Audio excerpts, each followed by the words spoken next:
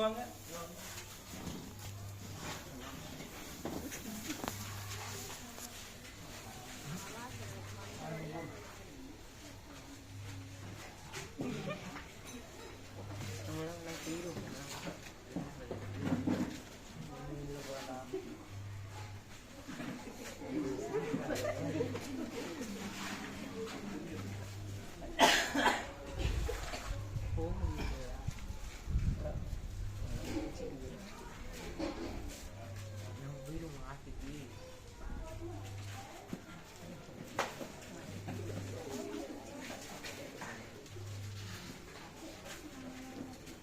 அப்படி வாங்க.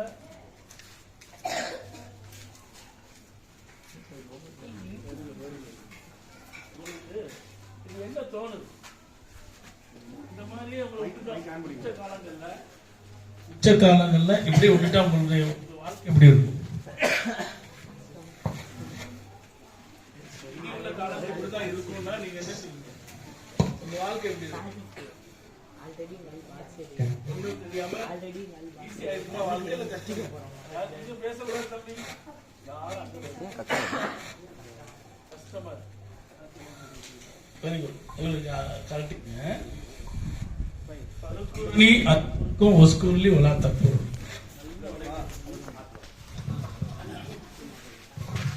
நன்றாக கேளுங்க. முதல்ல சிரிக்கிற மாதிரி இருந்துச்சு, ஆனா அவனுக்கு சிரிக்கிற மாதிரி இல்லை. ஏன்னா நான் எங்க விழுந்துடணும் பயம் இருந்தது இல்லை, எங்க மோதிடணும். ஒரு நிமிடத்துக்குள்ள 1 2 3 4 5 இடங்கள்ல மோதுறாரு. கண் பார்வை கொடுக்கப்பட்ட எனக்கு கண் பார்வை திடீரென்று எடுக்கப்பட்டு விட்டால் என் நிலை என்ன ஆகும்? என்ன ஆகும்? ரொம்ப கஷ்டம். அப்படித்தானே? ஒருத்தருக்கு இயல்பாவே கண் பார்வை இல்லைன்னா வேற. கண்ணு கொடுக்கப்பட்டிருக்கக்கூடிய கண்கள் பிடுங்கப்பட்டு விட்டால், பார்வை பறிக்கப்பட்டு விட்டால் நம்முடைய வாழ்க்கை எப்படி? அந்த தம்பி அதை உணர்ந்தார். எங்க நான் விழுந்துருவோம், இது சும்மா ஒரு என்ன சொல்றது, ஒரு இதுக்காக நம்ம ஒரு எக்ஸ்பெரிமெண்டலுக்காக நம்ம நடக்க விட்டாலும் அவருடைய பயம்லாம் என்ன தெரியுமா?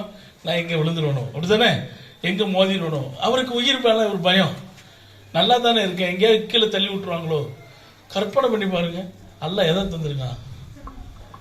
எல்லாருக்கும் கண்களை தந்திருக்கிற இந்த கண்ணுக்கு நம்ம என்ன நன்றி செலுத்துறோம்? இந்த கண்ணுக்கு இப்ப கண் பார்வை தெரியல, எங்க போவோம்? சும்மா சொல்லுங்க, டக்கு அடுத்தடுத்த இதுக்கு போயிடலாம். எங்க போவோம்? ஹாஸ்பிட்டல் போவோம். போனோன்னு அவர் என்ன பண்ணுவாரு? செக் பண்ணுவாரு. ரொம்ப கிரிட்டிக்கலா இருக்கு, மூளையினுடைய நரம்பு கண்ணை பாதிச்சிருக்கு.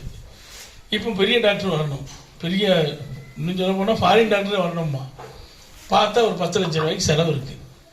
செலவழிச்சாச்சு, ஆப்ரேஷன் பண்ணியாச்சு, சர்ஜரி முடிஞ்சது. டாக்டர்கிட்ட கேட்குறோம், சரியாயிருமான்னு கேட்குறோம். மாமூல் டைலாக் அடிப்பார். என்ன அடிப்பார் டாக்டர்? என்ன சொல்வார்? நாங்கள் பண்ணுறது பண்ணிட்டோம், கடவுள்கிட்ட கேளுங்க பாரு. கடவுள்கிட்ட கேளுங்க, சாமிகிட்ட கேளுங்க, அவர்கிட்ட கேளுங்க, இவர்கிட்ட கேளுங்கலாம் சொல்ல மாட்டார். பொதுவாக கையை காட்டுவார். எங்கே கை காட்டுவார்? மேலே கை காட்டுவார். கண் பார்வை தெரிஞ்சிருச்சு. இப்போ டாக்டரை பார்த்து என்ன சொல்லுவீங்க? திரும்ப சொல்லுங்க. அவரை பார்க்கும் போதுல என்ன சொல்லுவீங்க? மற்றவங்கள்ட்ட என்ன சொல்லுவீங்க? அவரை பத்தி பெருமையா சொல்லுவீங்க, சிபாரிசும் பண்ணுவீங்க, அப்படித்தானே? ஒன்று, நன்றி செலுத்துவீர்கள். மற்றவர்களிடம் அவரை பற்றி பெருமையாக பேசுவீர்கள். மூன்றாவது, பிறரிடம் சிபாரிசும் பண்ணுவீர்கள். நல்லா யோசிச்சு பாருங்க. அவ்வளோ கஷ்டம் இல்லை. நல்லா பார்க்குறேன். இந்த கண்ணுக்கு என்னைக்காவது அல்லாஹ்வுக்கு நன்றி செலுத்திருக்கிறீங்களா? இல்லை. யோசிச்சு பாருங்களேன். நம்ம அசால்ட்டா நினைக்கிறோம்ல, கண்ணு தானே அப்படின்ட்டு. டிஜிட்டல் கேமரா இது, டிஜிட்டல். என்னைக்கோ பார்த்துருப்போம். 10 வருஷத்துக்கு முன்னாடி ஒரு சட்டை கலரோட சேர்த்து சொல்லுவோம், ஒன்று இந்த சட்டையில பார்த்தனடா. 10 வருஷம் கழிச்சு அற்புதமான ஒரு டிஜிட்டல் கேமராவை எல்லாம் நமக்கு பொருத்தி இருக்கிறான். இதுக்கு நம்ம என்ன செஞ்சிருக்கணும்? நன்றி செலுத்திருக்கணும். அது எப்போ தெரியும்னா, ஒரு பார்வை இல்லாதவனை பாரு, இந்த பையனை பார்க்கும்போது அவன் அப்படியே மிரண்டான். ஆஹா, முதல்ல நடந்தான் பாருங்க, கேப்பு தெரிஞ்சது, பாட்டில் விட்டான். ஃபுல்லாக கட்டின உடனே அவனுக்கே ஒரு பயம். இருண்ட உலகம் ஆயிடுச்சு. இந்த உலகம் திரும்ப உனக்கு வேணும் நினைப்பியா நீ? வாழ்க்கையில நினைக்கும், ஆனா நடக்கும்னு அல்லா சொல்றான். உங்களுடைய பார்வைகளை நாம் போக்கி விடுவோம். நினைச்சாலும் செஞ்சிருவோம், போக்கிடுவோம். நம்ம நினைக்கிறோம் நம்ம எப்படி வாழ்ந்துருவோம், ஜாலியா இருந்துருவோம், அதை செய்வோம் இதை செய்வோம் நினைச்சுக்கிட்டு இருக்கோம். ஆனால் அல்லாஹ் போக்கிடுவோங்கிறான். அப்ப என்ன செய்யணும்? அல்லாஹ்வுக்கு இப்ப அதுக்கு மட்டுமே ஒரு வார்த்தையை சொல்லிடுவோம். என்ன சொல்லணும்? அல்ஹம்துலில்லாஹ். சேர்த்து சொல்லுங்க, திரும்ப சொல்லுங்க, இன்னொரு தடவை சொல்லுங்க. அல்லாஹ் சந்தோஷப்படுவோம். வாழ்க்கையில முதன் முறையாக கண்ணுக்கு எனக்கு நன்றி செலுத்துறான். எத்தனையோ நன்றி செலுத்துவோம். இது கண்ணுக்கு. பார்வை இல்லாத அடிக்கடி பாருங்க அவன் எவ்வளவு சிரமப்படுறான். அதே மாதிரி மூல வளர்ச்சி உள்ள குழந்தைகளை பாருங்க, தூக்கி எங்கேயாவது சேர்த்துட்டு போயிடுவான். அதை பார்க்கும் உங்களுக்கு என்ன வரணும்? எனக்கு எதை தந்திருக்கிறான்? அல்ஹம்துலில்லாஹ். என்ன சொல்லணும்? அல்ஹம்துலில்லாஹ். அதே மாதிரி காது பேசாத, ஊமை, பேசாத, காது கேட்காதவங்களை நினைச்சு பாருங்க. சுப்ஹானல்லாஹ். அவங்களுக்கு ஒரு நிமிஷம் நின்று நினைச்சு பார்க்கணும், அப்படியே கடந்து போக கூடாது. இதே மாதிரி நான் இருந்தா என்ன ஆயிடும்? நாங்க நினைச்சிருக்கோம். ஒரு மனநலம் பாதிக்கப்பட்டவரை பார்த்து அதே நான் ஏன் உருவத்தில் நினைச்சு பார்த்தேன், நான் இப்படி போயிருந்தால் என்னுடைய நிலை என்னவாயிருக்கு, என்ன தூக்கி கல்லால் எறிவாங்க. ஆனா அல்ஹம்துலில்லாஹ் எனக்கு அனைத்து உருவப்புகளையும் அழகாக படைத்து அதை அத்தனை தகுதி உடையதான் படைச்சிருக்கானே, அவனுக்கு எல்லா புகழும் ஒன்று. அப்ப புகழ்றீங்க. அடுத்தவரிடம் அதை பற்றி என்ன செய்யணும்? புகழ வேண்டும். யாரை பற்றி? அல்லாஹ்வை பற்றி. எந்த ஒரு சேரத்துல தும்பல் வந்தாலும் முஸ்லீம் அல்லாஹ்வும் இருக்கிறாங்க, அவங்கள்ட்ட என்ன சொல்லலாம்? அவங்களெல்லாம் கண்டுக்க கூடாது. என்ன சொல்லணும்? அல்ஹம்துலில்லாஹ், அஸ்ஸலாமு அலைக்கும், ஜஸாக்கல்லாஹ் ஹைரா என்னன்னு கேட்பான். இப்படி எங்களுக்கு அல்லாஹ் தந்திருக்கானே. மூணாவது சிபாரிசு செய்யணும். அதுதான் தாவா. சிபாரிசு நல்லது.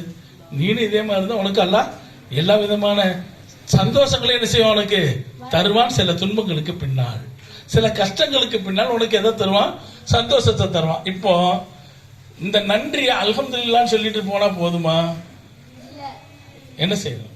இப்போ அம்மா பாராட்டுறீங்க. உங்க அம்மாவை நீங்க எப்படி பாராட்டுறீங்கன்னா, அம்மா நீ தான் வாழ்க்கைங்கிறீங்க. அம்மா சொல்றா கொஞ்சம் ரேஷன் கடைக்கு போங்கிறா. அம்மா உன்னை விட்டு ஆளே இல்லம்மா, தாய் இல்லாமல் நான் இல்லை, பாட்டு வர பாடுறீங்க. அடே போக்கத்தவனே கொஞ்சம் கடைக்கு போயிட்டு வாடா. இல்லம்மா உயிரே நீதான் அப்படின்னு ஒரு பாட்டு வேற பாடுறீங்க. அம்மா என்ன செய்வாங்க? தொடப்ப கட்டி எடுத்து சாத்துவாங்க. அம்மா வெறுமணியா புகழ்ந்தால் அம்மா ஏத்துக்கிடுவாளா? அல்ல வேலை செஞ்சா ஏத்துக்கிடுவாளா? சொல்லுங்க. பெரிய பசங்க சொல்லவே மாட்டேங்கிறீங்க, வாயை திறந்து சொல்லுங்க. வேலை செய்தால்தான் அம்மா என்ன செய்வா? ஏற்றுக்கொள்வா. அம்மா மட்டுமல்ல, ஒவ்வொருத்தரும் அப்படித்தான் இருப்பாங்க. அவங்கள புகழ்ந்தா போதாது, அவங்களுக்கு செய்யற வேலை செய்யணும். டீச்சர் இதுமே புகழ்ந்து பாருங்க. டீச்சர் வெரி ஒண்டர்ஃபுல் டீச்சர், உங்களை மாதிரி ஒரு ஆட்கள் ஒரு டீச்சரே பார்த்தது. சரிடா ஹோம்ஒர்க் கொடுத்தேன், என்னாச்சு? இல்ல டீச்சர் மிதா என்னது மாதா பிதா குரு தெய்வம்னு சொல்லியிருக்கு, நீங்க எத்தனாவது இடத்துல இருக்கீங்க தெரியுமா? தூக்கி போட்டு மிதிப்பான். அப்ப எல்லாருமே எதை எதிர்பார்க்கறாங்க? அவங்களுக்கு நீங்க கட்டுப்படணும்னு எதிர்பார்க்கறாங்க. அல்லாஹ் உங்களிடத்துல எதை எதிர்பார்க்கறான்? தன்னை வணங்க வேண்டும், தான் சொல்றபடி வாழ வேண்டும். நல்லா வழங்கிங்க. அல்லாஹ்வுக்கு செலுத்தக்கூடிய நன்றி எப்படின்னா, நான் ஒரு சகோதரனை சந்திச்சேன் துபாயில, அபுதாபியில. அப்ப எல்லாரும் சொல்லுவாங்க நல்ல ஆக்டிவான பையன், இஃப்தார் ப்ரோக்ராம் நடக்கும், இந்த மாதிரி ப்ரோக்ராம் நடந்து அவன் தான் எல்லா வேலையும் செய்வான். ஆனா தொழ மாட்டான். தொழாததுனால நைட்டு உட்காந்து படம்லாம் பார்ப்பான். நோம்பு நேரத்தில் கூட படம் பார்ப்பான். அவனுக்கு எல்லாம் முடிஞ்சு பெருன்னு அன்னைக்கு சந்திச்சு சின்ன ஒரு அட்வைஸ் பண்ணிட்டு போங்கன்னு. ஒரு அட்வைஸ். என்ன அட்வைஸ்? அல்லாஹ் உனக்கு எவ்வளவோ ஒரு வாய்ப்பை தந்திருக்கிறான். நல்ல கவனிங்க, இது நடந்த செய்தியை நான் சொல்றேன், பொய்யெல்லாம் சொல்லி உங்கள்கிட்ட நான் ஏமாற்ற முடியாது. நல்ல பையன், யார மாதிரி இருப்பான்னு சொன்னா ஆச்சரியமா இருக்கும். நீங்க இந்த தம்பி மாதிரி இருப்பான், இந்த கருப்பு சட்டை போட்டு, நீங்க உங்களை மதியே பார்த்தா அவ்வளோ ஆக்டிவ். ஐடில வேலை பார்க்குறான், நல்ல சம்பளம், நல்ல ஜாலியா இருக்கான். அந்த பையன்ட்ட சொன்னேன், இவ்வளோ அழகான வாய்ப்பை தந்திருக்கூடிய இறைவனுக்கு ஏன்பா நீ நன்றி செலுத்தக்கூடாதா? நோம்பு நேரத்துல கூட சினிமா பார்த்துக்கிட்டு இருப்பீங்களா? ஏய் அல்லாஹ் நினைச்சான்னு வச்சுக்கப்பா, ஒரு நிமிடம் வா, உன்னை செயல்பட விடாம ஆக்கிடுவான். அல்லாவுக்கு பயந்துக்கோ. சரி சரி. பெருநாள் முடிஞ்சிருச்சு. நண்பர்களோட எங்க போறான்? அந்த ஒரு சின்ன போட்டு மாதிரி இருக்கும்ல, அதை அடிச்சுக்கிட்டு போவோம். பெரிய போட்டு என்ன செய்யும்? இது இழுத்துட்டு போவோம். சின்ன போட்டு அலைகள்லயே ஓடுவான். அந்த அலைகள்ல ஓடுற விளையாட்டுல விளையாடுறான். பெருநாள ஜாலியா இருப்பாங்க எல்லாரும். அவன் எதிரே பார்க்கல, இவனே இன்னொருத்த வராம பாருங்க. அவன் போட்டு இவன் வயிற்றுல ஏறிடுச்சு, கல்லீரல் பிரச்சனை. உடனே முடிஞ்ச ஹாஸ்பிட்டல், எதுவுமே செயல்பட முடியல. அவ்வளவுதான், வாழ்க்கையே போன மாதிரி. அவனுடைய ஜாலி சந்தோஷம் எல்லாம் என்ன செஞ்சிருச்சு, துக்கமாக மாறிவிட்டது. ஒரு கணம் நான் தானே, என் உடம்பு நல்லா தானே இருக்கு, எனக்கு என்ன நடக்கும், ஒண்ணுமே நடக்காது. நேற்று போயிட்டு இருந்தார் மலையில ஒருத்தர், கரண்ட் ஷாக் அடிச்சு செத்து போனார். சென்னையில செய்தி பார்த்துருப்பீங்க. அவர் எதை நோக்கி போனாரு, அவருக்கு பல வேலைகள் இருக்கு. அவர் இன்னும் வாழ போறேன், நாளைக்கு கடன் கொடுக்கணும், கடன் வாங்கணும், கல்யாணம் பண்ணணும், எத்தனையோ கனவுகளோட போனவன் எங்க போயிட்டான், செத்து போயிட்டான். ஆக்சிடென்ட்ல எத்தனை இளைஞர்கள் இறந்து போறாங்க, சின்ன நம்ம பசங்களே இறந்து போறாங்க, பாக்குறோமா இல்லையா? எல்லாம் ஒரு கணம். அந்த ஒரு கணத்துக்குள்ள அல்லாஹ் உங்கள்ட்ட எதிர்பார்க்கறது ஒழுங்கான வாழ்க்கை, அழகான வாழ்க்கை, நன்றி, ஒவ்வொன்றுக்கா நன்றி, கண்ணு காது மூக்கு எல்லாத்துக்குமே நன்றி. ஒரே ஒரு செய்தி சொல்லி காட்டு. ஒரு சிறுவன் கண் பார்வை தெரியாது, குர்ஆன மனனம் செஞ்சு, இங்க யாராவது மனனம் செஞ்சிருக்கீங்களா? முழு குர்ஆன மனனம் செஞ்சவங்க யாராவது இருக்கீங்களா? ஹாஃபில் குர்ஆன் இல்ல, குர்ஆனை முழுசா ஓதி முடிக்காதவங்க, பார்த்து ஓதி முடிக்காதவங்க நிறைய பேர் இருக்கீங்க. நான் கை வசத்தை சொல்லல, என்ன சங்கடமா இருக்கும், ஏன் நானும் ஓதலையே கேவலப்படுத்துறது நோக்கம் கிடையாது. நிகழ்ச்சி இது உத்வேகப்படுத்துற நிகழ்ச்சி. அப்படி இல்லாதவங்க பார்த்து ஓதுறதுக்கு முதல்ல என்ன செய்யணும், பழகணும். பார்த்தா அது ஓதணும். அந்த பாடம் அவனுக்கு ஒரு பாடம் முடிச்சு கொடுக்கு. என்ன பாடம்? அவர் சொல்றாரு, குர்ஆனை 12 வயசுல ஓதி முடிச்சுட்டேன், அதனுடைய வசனங்களை நான் சொல்லி தௌரும்பாங்க. இந்த மாதிரி காயில் பண்ணதுல 50 பசங்க இருந்தான்னு வைங்களேன், அதில் 10 பேர் ஹாஃபில் குர்ஆனா இருப்பாங்க. குறைஞ்சது 10 பேர் ஹாஃபில் குர்ஆனை மனனம் செஞ்ச பையங்களா இருப்பாங்க. இன்னைக்கு இருக்கிற டாக்டர் இன்ஜினியர் எல்லாத்தையும் கணக்கில் எடுத்தா அதுலயும் 50% ஹாஃபில் குர்ஆனா இருப்பாங்க. டாக்டரே குர்ஆன் ஓதிருப்பாரு, இன்ஜினியர் குர்ஆன் ஓதிருப்பாரு. ஆனா அல்லாஹ்வுடைய நாட்டம் என்னன்னு தெரியல. நம்ம மக்கள் இன்ஷா அல்லாஹ் இந்த நிகழ்ச்சி மூலமாக நீங்க அதை நோக்கி நடைபெறலாம். பாருங்க, எதை குர்ஆனை என்ன செய்யலாம், மனனம் செய்யலாம். மனனம் செய்ய யாருக்கும் ஆசை இருக்கு, டக்குன்னு கை வச்சுன்னு பார்ப்போம். இன்ஷா அல்லாஹ் அல்லாஹ் எல்லாருக்கும் அருள் செய்வான், எல்லாருக்கும் அருள் செய்வான். அடுத்த வருஷம் போறீங்களா? இந்த அடுத்த வருஷம் ரெடி ஆயிட்டார். இதே மாதிரி எத்தனையோ மர்சாக்கள் இருக்கு, எவ்வளவு மர்சாக்கள், இவ்வளவு பண்ணிக்கொண்டே ஸ்கூல் படிக்கக்கூடிய மர்சாக்கள் இருக்கு. ஸ்கூலை விட வேண்டியது இல்ல, 5th முடிச்சு 6th சேர்ப்பாங்க. 6th 7th 8th இவ்வளவு பண்ணிடுவாரு, அங்கேயே ஸ்கூலும் படிச்சிருவாரு. அந்த சிஸ்டம்லாம் இப்ப காயல் பண்ணத்துல இருக்கு. ஸ்கூலை விட ஸ்கூலுக்கே போவாரு, பிரைவேட் கிடையாது, ஸ்கூலுக்கே போய் படிச்சுட்டு வந்துடுவாரு. மற்ற நேரம் குர்ஆன் ஓதுவாரு, 2 நாள் மட்டும் ஸ்கூலுக்கு போவாரு. ரொம்ப லேசாக்கி வச்சிருக்கோம். இன்ஷா அல்லாஹ் போலாமா? அப்போ அடுத்து போலாமா? அங்கண்டு இல்ல, இங்கேயா படிச்சிடலாமா, ஓதலாமா? சவுண்ட் வர மாட்டேங்குது. ஏதாவது டீ எது வேணுமா, இல்ல காலையில பிரியாணி எது வேணுமா சொல்லுங்க. சரி, அப்ப அந்த சிறுவன் ஒருத்தர் பேட்டி காண்றார். ஆமா, நீங்க போய் ஓத போறீங்களே, எப்படி பாடம் கொடுப்பீங்க? தௌருங்கிறது ஓதி முடிச்சதை திரும்ப பாடம் கொடுக்கறதுக்கு பேர் என்னது? தௌர். ஒரு 10 தடவை கொடுக்கணும், 10 தடவை மறுபடியும் குர்ஆனை ஓதி காட்டணும், அப்பதான் பட்டம் கொடுப்பாங்க. அவர் ஓதி காட்டும் போது அவர் பேட்டி எடுக்காரு. நான் அவ்வளவு தூரம் போவேன், பஸ் ஏறி போவேன், கண் பார்வை தெரியாது. போய் சொன்னா ஒரு வசனத்தை தான் கேட்பாரு, சில நேரங்கள் ஒரு வசனம் கேட்பாரு. நான் எவ்வளவு கஷ்டப்பட்டு போவேன், 2வது வசனம் தப்பாயிடுச்சுன்னா போயிடும் பாரு. அதனால விளையாடுறது இல்லை, எதுவும் இல்லைன்னு அந்த பையன் சிரிச்சுக்கிட்டே சொல்லுவான். கண் பார்வை தெரியாது, வீடியோலாம் இருக்கு. அப்ப அவர் சொல்வாரு, உனக்கு வேண்டி நான் துஆ செய்யறேன். உடனே அவர் என்ன சொல்றாரு தெரியுமா? அல்ஹம்துலில்லாஹ். எதுக்கு? கண் பார்வை தெரியாததற்கு அல்ஹம்துலில்லாஹ். ஏன்? இந்த கண்ணை கொண்டு நான் என்னெல்லாம் செஞ்சேங்கிறத அல்லாஹ் மறுமையில விசாரிப்பான். அதனால இந்த கண் பார்வை தாண்டு ஒரு நாள் அல்லாஹ்ட்ட கேட்கலையே. இதை வைத்துக் கொண்டு என்ன செய்தான் கேட்பானே, இந்த குர்ஆனை வச்சுக்கிட்டு என்ன செஞ்சான்னு கேட்பானே, இதை பார்த்தல்ல படிச்சல்ல, அதனால நான் அல்லாஹ்ட்ட கேட்கவே இல்லை. அல்லாஹ் இந்த கண் பார்வை இல்லாததற்காக என்னுடைய பாவங்களை மன்னிப்பான். நல்லா யோசிச்சு பாருங்க. சுப்ஹானல்லாஹ். கண்ணு இல்லாதவன் என்ன கேட்கிறான்? கண் பார்வையில கோளாறு வந்தா யாரெல்லாம் என்ன சரியாக்கிருங்கிறான். அட ஒண்ணு நான் 12th எக்ஸாம் நடக்குதுன்னு வச்சுக்கணும், எக்ஸாம் அன்னைக்கு தொலை போவான், ரிசல்ட் வர்ற அன்னைக்கும் தொலை போவான். அல்லாஹ்ட்ட உருகி கேட்பான், அல்லாஹ் எப்படியாவது பாஸ் பண்ணிடு. சுப்ஹானல்லாஹ். என்னது? அல்லாஹ்வை எதா பயன்படுத்துறோம்?